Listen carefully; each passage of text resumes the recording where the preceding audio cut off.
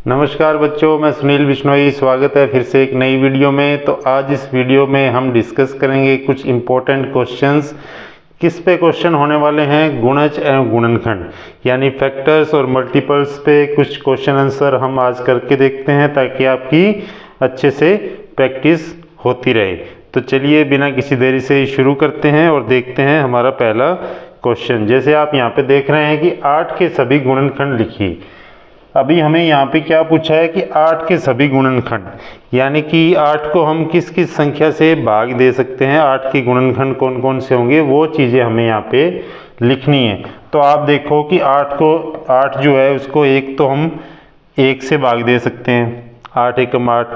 फिर 1 के बाद में आता है 2। क्या हम 8 को 2 से भाग दे सकते हैं? तो हम कह सकते हैं 8 को हम 2 से भाग दे सकते हैं। फिर 2 के बाद क्या हम 3 से दे सकते हैं? तो 3 से 8 को भाग नहीं दे सकते। 3 के बाद में क्या 4 से दे सकते हैं? हाँ, 4 से दे सकते हैं। फिर 5 से नहीं जाएगा, 6 से नहीं जाएगा, 7 से नहीं जाएगा, 8 से हम भाग दे सकते हैं। ठीक है, तो ये हमारे पास ऑप्शन आ जाते हैं कि 1, 2, 4, 8 इनसे हम भाग दे सकते हैं। तो अभी आप बताओ कि ऑप्शन में ये कहाँ पे आ रहा है? ऑप्शन में ये आ रहा है 2 नंबर ऑप्शन आ रहा है। तो हम कह सकते हैं कि 2 नंबर ऑप्शन हमारा बिल्कुल सही आंसर हो जाएगा।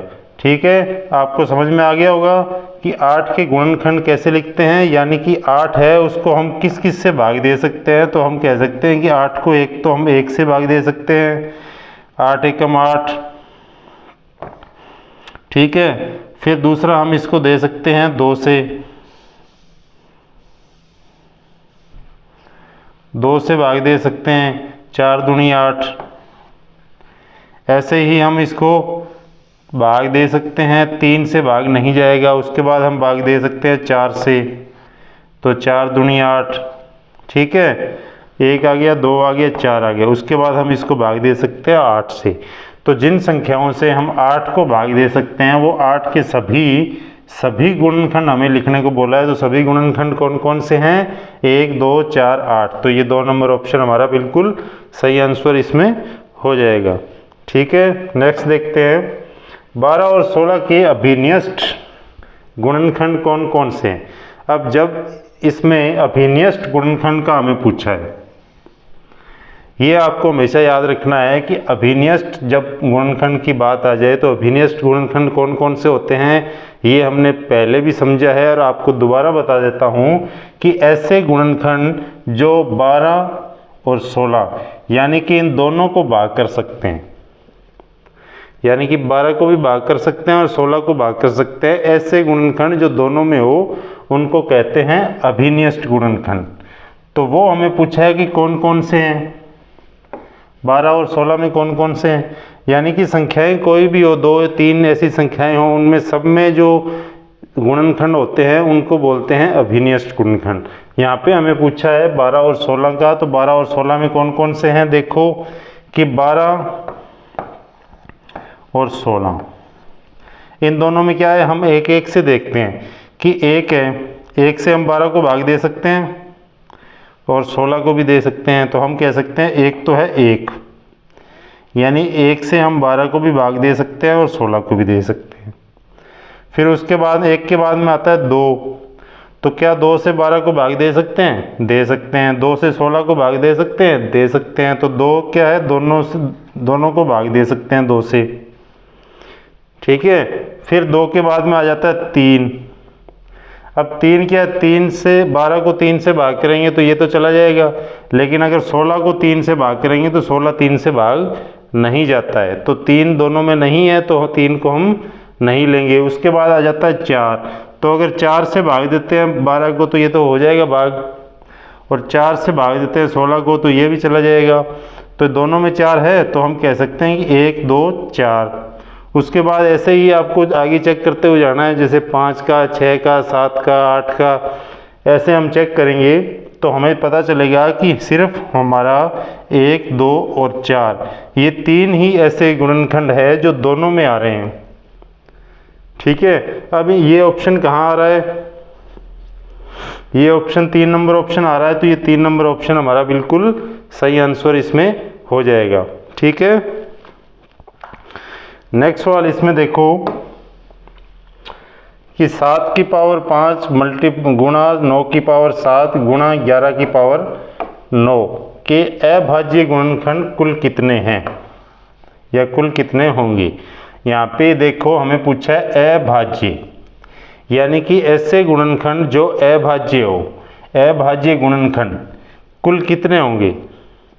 अब ये जो संख्या है, संख्या क्या है, 7 की पावर 5 गुणा 9 की पावर 7 गुणा 11 की पावर 9। अब ये जो संख्या है इसमें कितने गुणनखंड होंगे, कौन से, अभाज्य गुणनखंड। अब ये जो संख्या है इसको ध्यान से देखो कि 7 क्या भाज्य है या अभाज्य है, तो 7 तो अभाज्य है। इसका मतलब है कि 7 क्या है, 7 की पावर 5 है, तो 7 गुणा है 5 बार।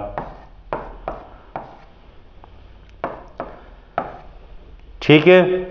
अब देखो कि दूसरा है 9।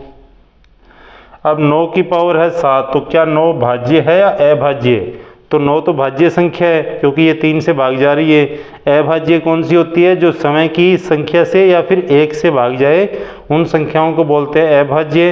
तो ये तो भाज्य है क्योंकि ये 3 से भाग जा रही है। ठीक है, तो अगर इसको हमें अभाज्य गुणनखंड बनाना हो तो हम क्या करेंगे, इसको तोड़ देते हैं 9 को। 9 को हम कैसे तोड़ सकते हैं, 9 को हम लिख सकते हैं 3 गुणा 3, यानी कि 3 तिया 9। अब ये 3 क्या है, ये भी अभाज्य है और ये भी अभाज्य है।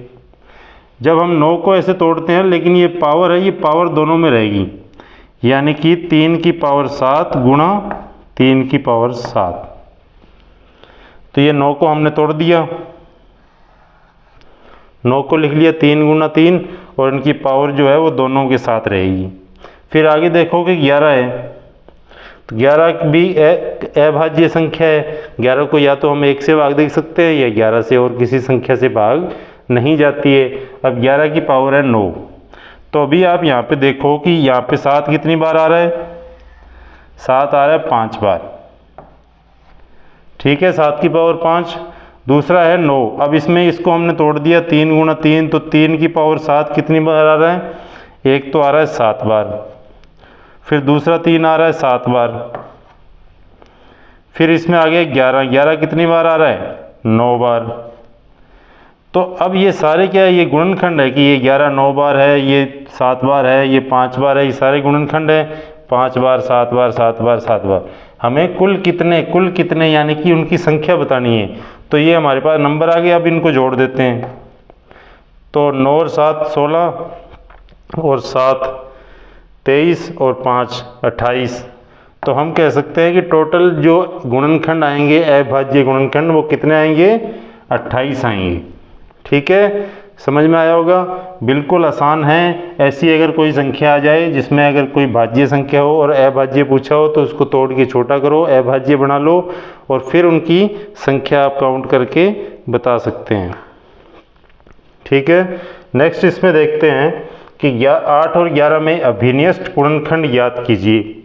ये अभिन्यस्त गुणनखंड कब दोबारा से आ गया है। अभिन्यस्त गुणनखंड कौन से होते हैं, जो दोनों संख्याओं को भाग दे सकें, ऐसे गुणनखंड को हम बोलते हैं अभिन्यस्त गुणनखंड। तो अभी देखो कि 8 और 11 में से कौन से ऐसे गुण हैं जो अभिन्यस्त गुणनखंड कौन सा है। पहले हम 1 से देखते हैं, तो हम 8 और 11 इन दोनों को किससे भाग कर सकते हैं, एक तो हम इन दोनों को भाग कर सकते हैं 1 से।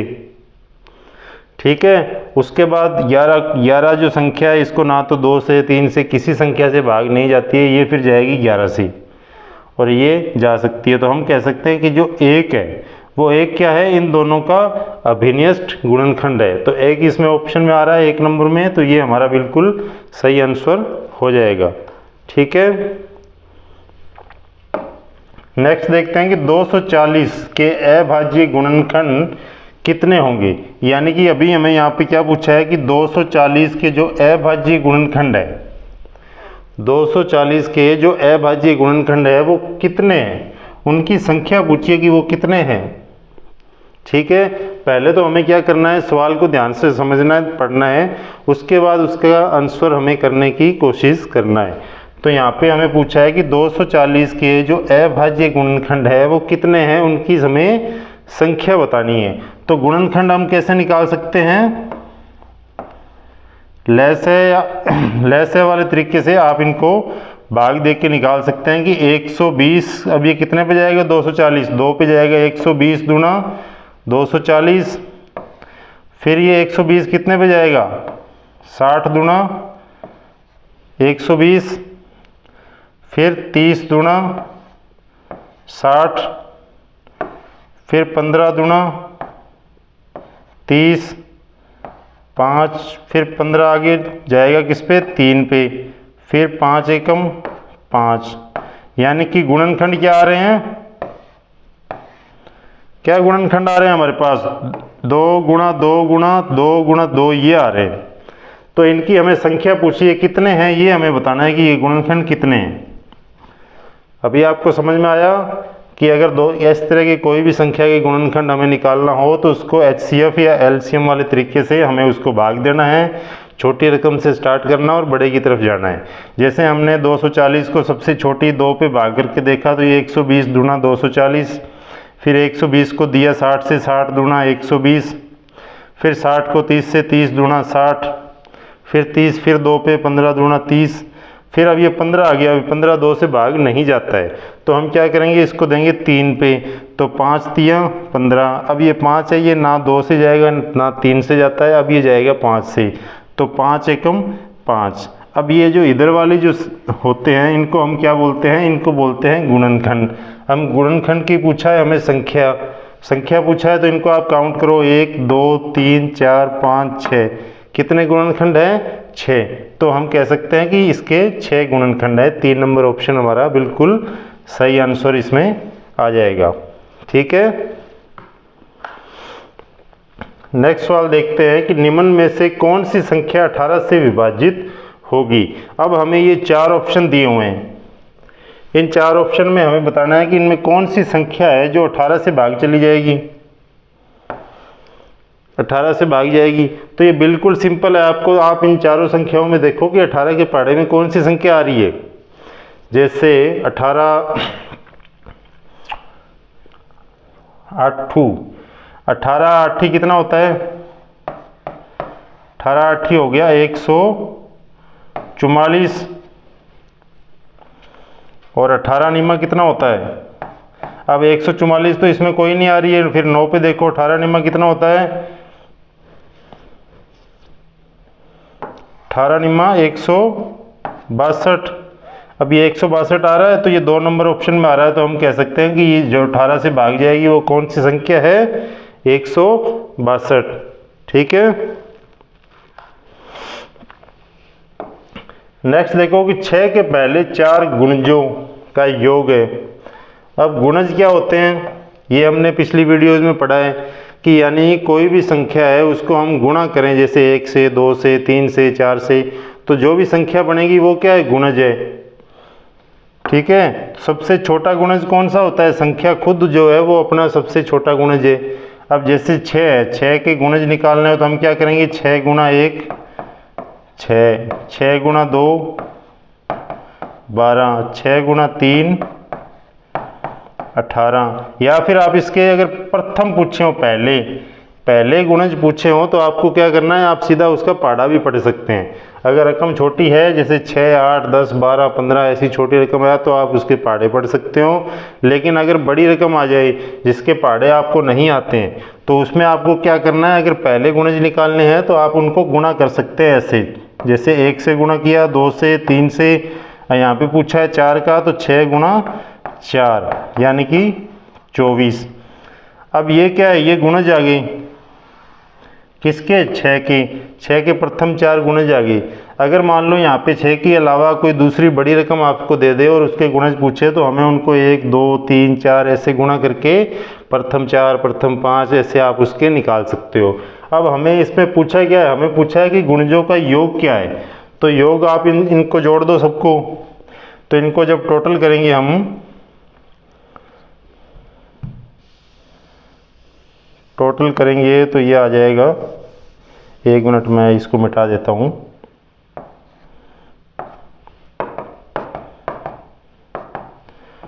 6 12 18 24। अब इनका करो टोटल, यानी कि योग पूछा है। तो 8 और 2 10 और 4 14, 4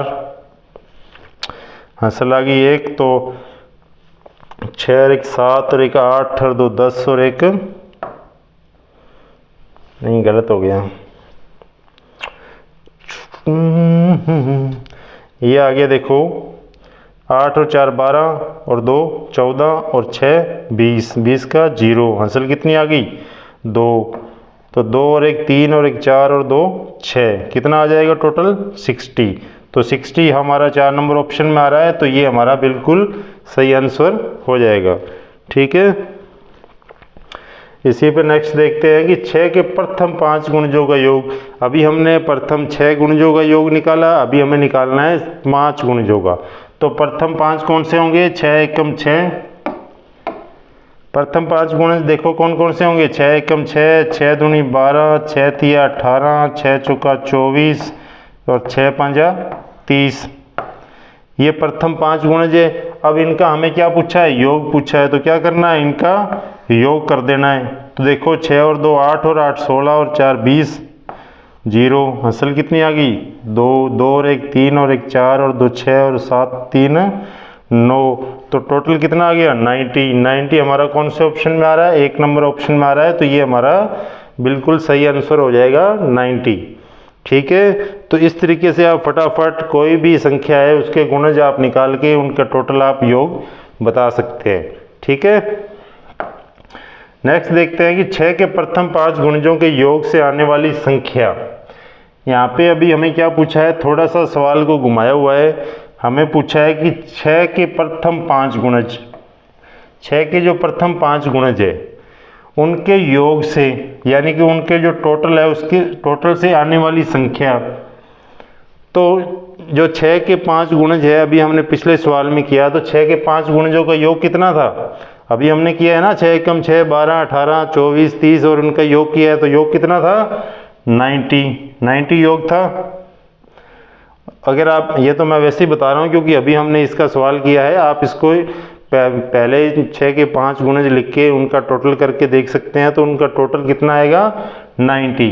अभी हमें पूछा है कि उस आने वाली संख्या, यानी कि ये जो संख्या है 90 आई है, उसके दहाई तथा इकाई। तो दहाई कौन सा है इसका, ये तो है इकाई और ये है दहाई। दहाई के स्थानों पर आए अंकों का अंतर। अब ये जो इकाई अंक, इकाई पे आया है 0, दहाई पे आया है 9, इन दोनों अंकों में हमें बताना है अंतर। ठीक है, कि कितना अंतर होगा। तो अंतर हम कैसे निकालते हैं, 9 माइनस कर देते हैं 0, तो बराबर कितना अंतर है 9, यानी कि 9 में से 0 घटाएंगे 9 ही बचेगा। तो 9 और 0 के बीच में कितने अंकों का अंतर है, 9 अंकों का अंतर है। तो हम कह सकते हैं कि ये 9 जो है हमारा 4 नंबर ऑप्शन, ये बिल्कुल सही जवाब है। ठीक है,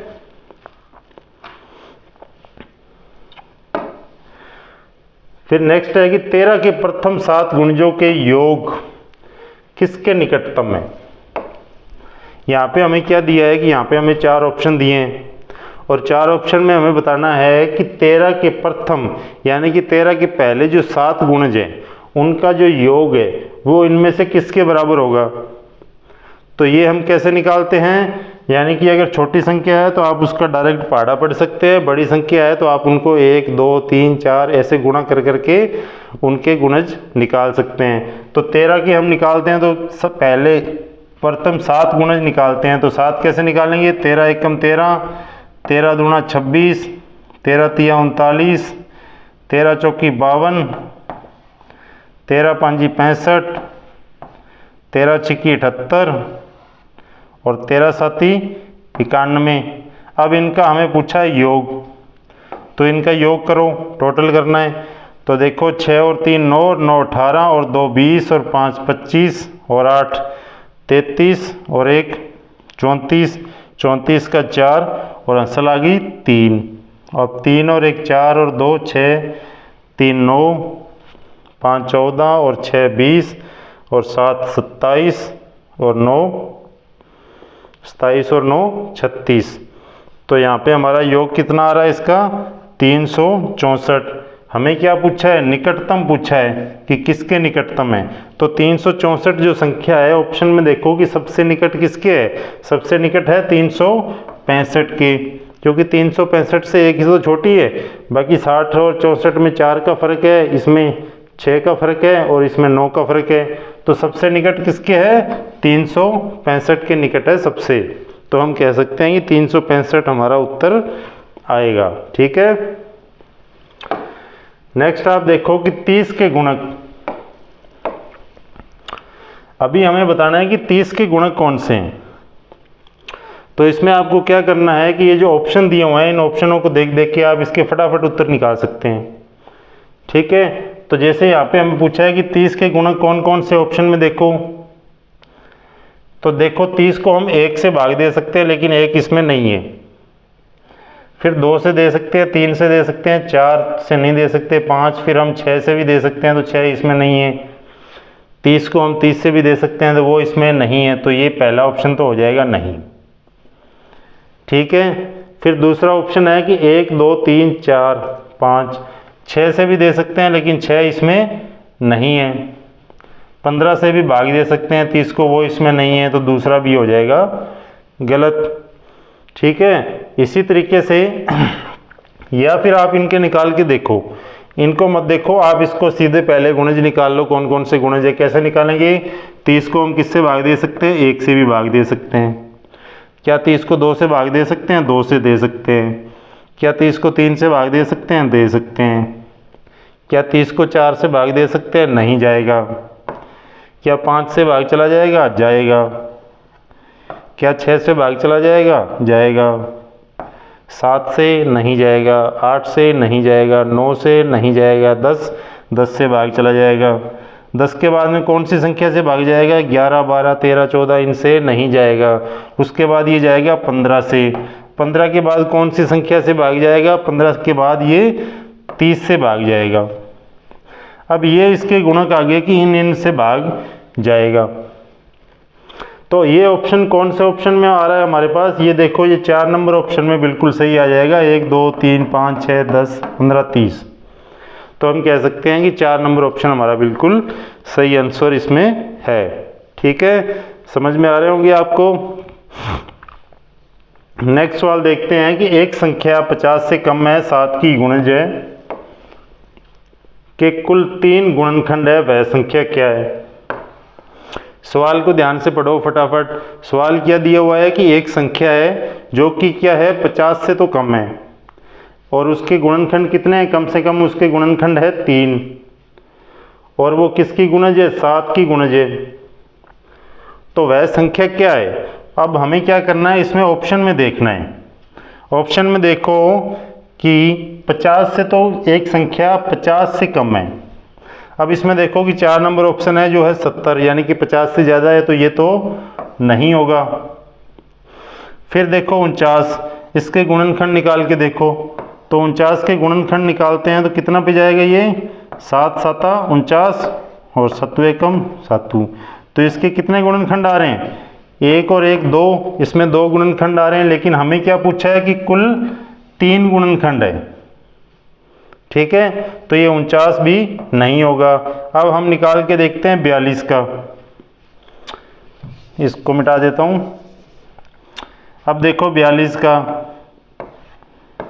तो एक कितने पे जाएगा, 2 पे, 21 दूना 42, फिर 21 कितने पे जाएगा, 3 पे, तो 7 तिया 21, फिर 7 कितने पे जाएगा, 7 पे, 7 एकम 7।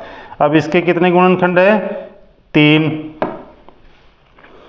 और ये 50 से छोटी भी है, और दूसरा ये 7 की गुणज है, यानी कि 42 को हम 7 से भाग दे सकते हैं। यानी कि तो अब इसमें क्या है कि ये तीनों बातें इसमें मिल रही है, यानी कि 7 की गुणज भी है 42, और 50 से कम भी है, और उसके गुणनखंड भी टोटल कितने हैं, 3 है। तो हमारा ऑप्शन क्या हो जाएगा कि 42 जो संख्या है वो बिल्कुल सही जवाब इस क्वेश्चन का हो जाएगा।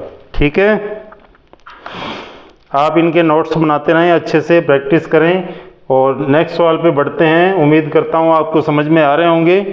तो नेक्स्ट हमारे पास है कि 12 तथा 15 के सर्वनिष्ठ गुणनखंड है। अब हमें बताना है कि सर्वनिष्ठ, एक तो था पीछे जो हमने देखा अभयनिष्ठ, अभयनिष्ठ या सर्वनिष्ठ इस तरह के शब्द आ जाएं तो उनका मतलब एक ही मतलब है।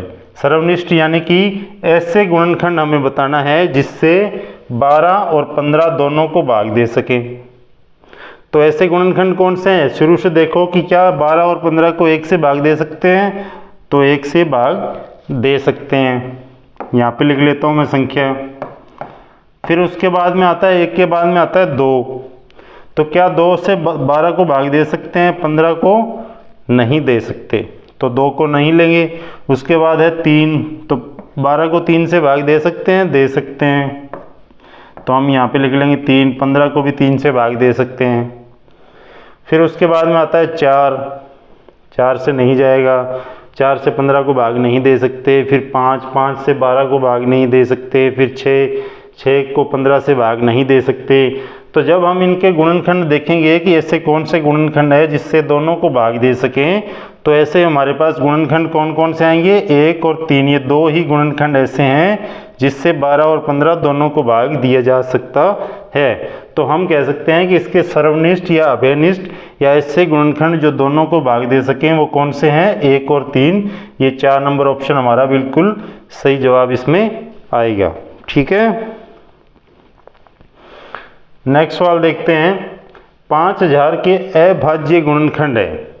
अभी हमें एक संख्या दी हुई है 5000 और उसके गुणनखंड कौन से पूछे हैं? अभाज्य गुणनखंड कौन से हैं वो हमें बताना है। और ये 4 ऑप्शन हमें दिए हुए हैं कि इनमें से आप बताओ कौन से हैं। तो गुणनखंड कैसे निकालते हैं हम? जैसे आप देखो कि 5000 के हम गुणनखंड निकालें, एलसीएम वाले तरीके से निकालते हैं। तो 5000 अब कितने से भाग जाएगा? 2 पे जाएगा, यानी कि 2500 गुणा 5000। फिर ये 2500 2 से भाग जाएगा? जाएगा, तो ये कितना आ जाएगा? 1250 गुणा 2500। अब ये 1250 क्या 2 से भाग जाएगा? जाएगा, तो इसका कितना आएगा? 625। अब ये 625 है, ये 2 से 3 से भाग नहीं जाएगा, अब ये भाग जाएगा 5 से। तो जब हम 5 से भाग करेंगे तो कितना आएगा? 125 5 625। अब ये 125 फिर 5 पे ही जाएगा, तो ये आ जाएगा 25 5 125। फिर ये 25 5 पे जाएगा, 5 5 25। फिर ये 5 1 पे जाएगा, यानी कि ये गुणनखंड निकल के आ रहे हैं। अब ये गुणनखंड कौन से हैं? ये है 2 गुणा 2 गुणा 2, ये तीनों हमने लिख लिए 2 गुणा 2 गुणा 2। अब गुणा क्या है आगे? गुणा 5, फिर गुणा 5, फिर गुणा 5, फिर गुणा 5। 4 बार 5 है, 1 2 3 4, तो ये हो गए 1 2 3 4। ये गुणनखंड निकल के आ रहे हैं। अब ये गुणनखंड ऑप्शन में देखो कि कौन से में है। तो जब हम 3 नंबर ऑप्शन देखते हैं कि 2 गुणा 2 गुणा 2 और 5 गुणा 5 गुणा 5 गुणा 5, तो ये 3 नंबर ऑप्शन हमारा बिल्कुल सही जवाब आ जाएगा कि इसके अभाज्य गुणनखंड कौन से हैं। ये 3 नंबर ऑप्शन ये उत्तर है। ठीक है, अभाज्य यानी कि ऐसे गुणनखंड जिनको हम भाग नहीं दे सकते। तो ये जो गुणनखंड है इनको या तो हम 1 से भाग दे सकते हैं या समय से और किसी संख्या से भाग नहीं दे सकते हैं। और अगर आप ऑप्शन में देखो तो आप ऑप्शन में इसको बिना हल किए भी फटाफट कर सकते हैं। वो कैसे कर सकते हैं?